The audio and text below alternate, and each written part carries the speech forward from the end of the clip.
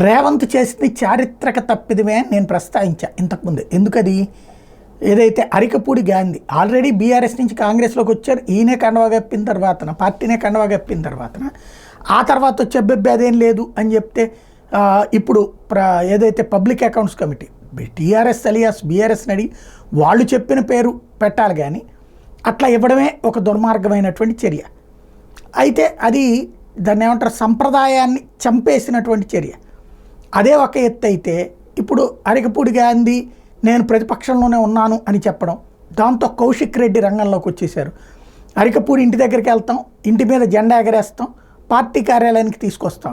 రేపు అరికపూడి గాంధీ ఉండి TRS alias BRS కార్యాలయానికి వెళ్తారా? లేకపోతే ఇంకొక దారుణమైన వ్యాఖ్యలు చేసుకొచ్చారు, చీరా గాజులు పంపిస్తాను అని చెప్పి. చీరా గాజులు అంటే అసమర్థతకి చిహ్నం అనేటటువంటి దరిద్రపు ధోరణి కౌశిక్ రెడ్డికి పోవాలి. ఇది నెంబర్ 1. నెంబర్ 2 వచ్చేటప్పటికి ఈ జంపు జలానిల నీతి చెప్పేది అర్హత కౌశిక్ రెడ్డికి ఉందా అన్నది ఇంకో ప్రశ్న.